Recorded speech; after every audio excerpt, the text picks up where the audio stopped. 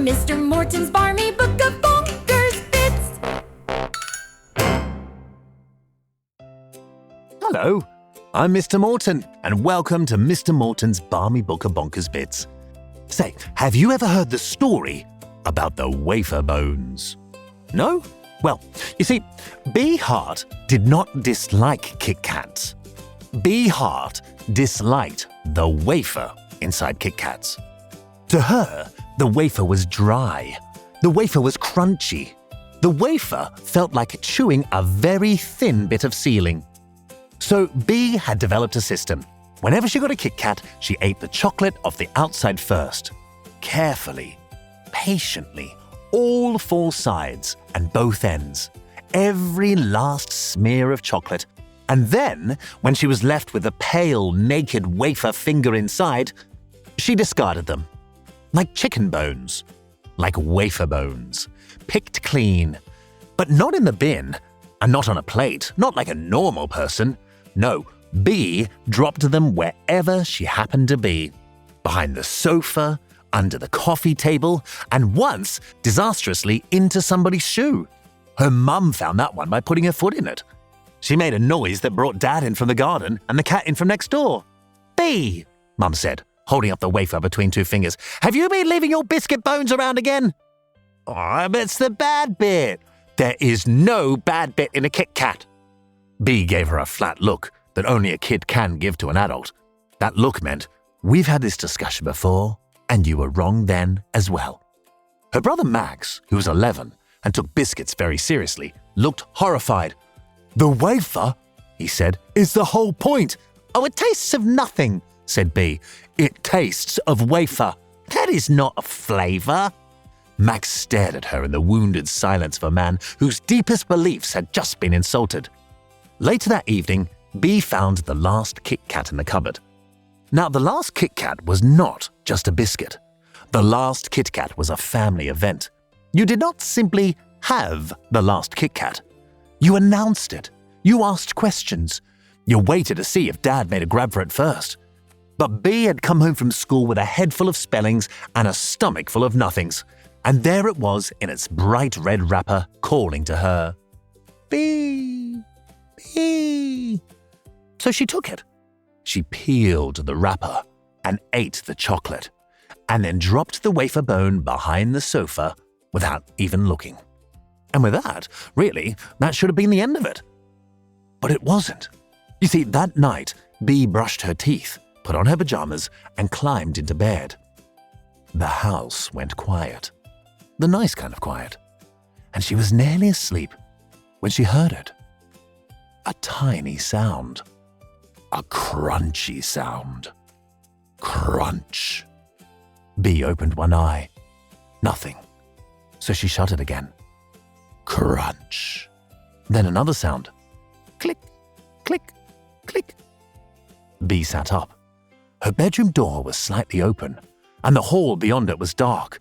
Not scary dark, just the sort of dark that leaves room for bad ideas. She slid out of the bed and padded to the door. And then she stepped on something. Crunch! She looked down.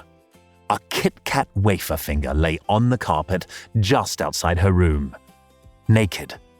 Chocolate-free. A biscuit bone.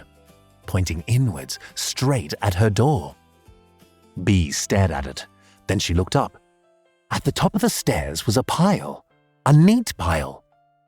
Wafer bones stacked together, all pointing the same way, like someone had been collecting them.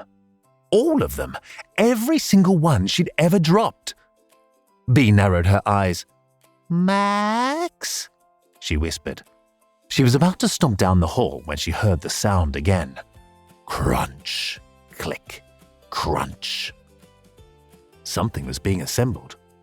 One piece at a time.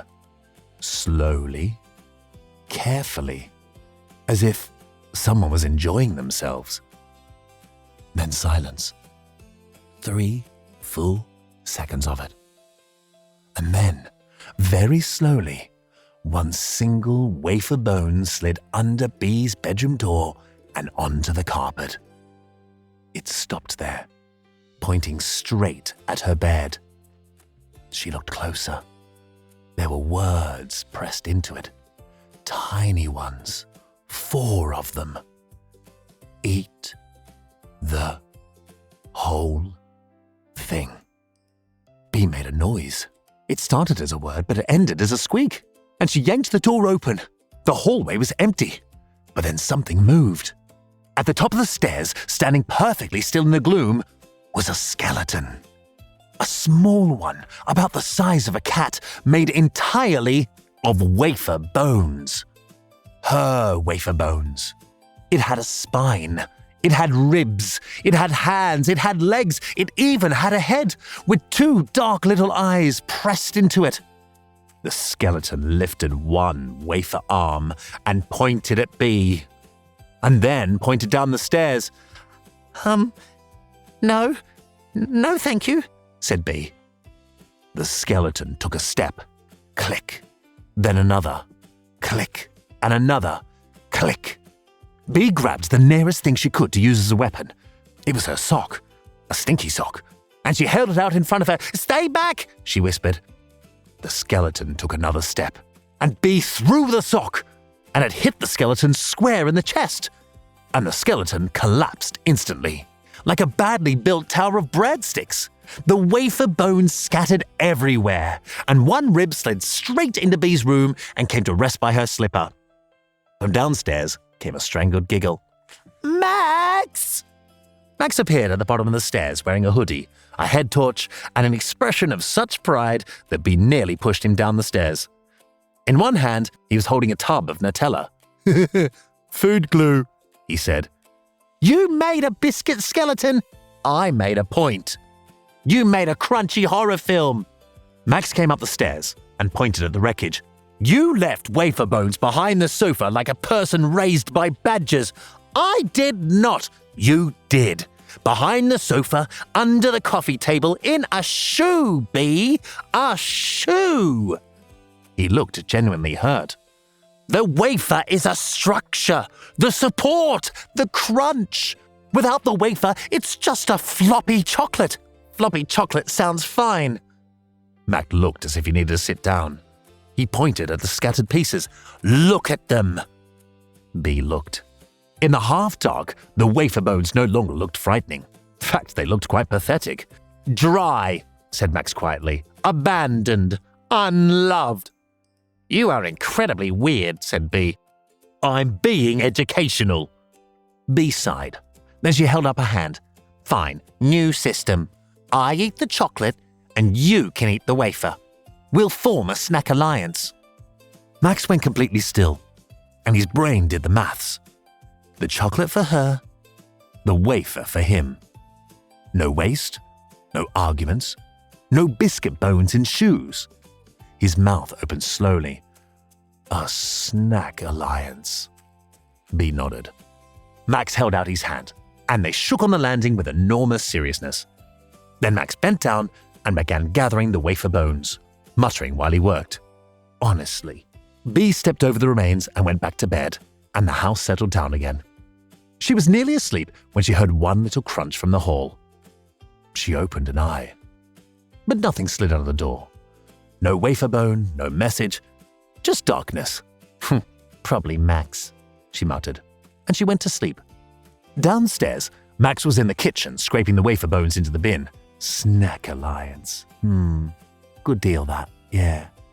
As he lifted the bin lid, he stopped and stared. Inside the bin, standing perfectly upright on top of the tea bags and the potato peelings, was a single wafer bone. Dry, clean, chocolate-free. Then Mum appeared in the doorway in her dressing gown. "What are you still doing up?" Max pointed silently in the bin, and Mum looked. There was a pause. Then from somewhere low and dark under the kitchen counter came a small, patient sound. Crunch. Click. Mum looked at Max. Max looked at Mum. Neither of them said a word. And somewhere near the floor, something very small took one more careful step. Click. Crunch. And that's the story about the wafer bones. Right, well, I've given you a story, a whole story, with a beginning and a middle and an end. And do you know how hard that is? Do you? And all I'm asking is that you press follow or subscribe or possibly visit mrmortonsbarmybook.com and perhaps mention it to one other human being. Just one, that's it, that's all it needs. I think that's fair. I think that's extremely fair, actually. Right, we're agreed. Off you go. See you next time. I've been Mr. Morton, and you've been listening. Bye.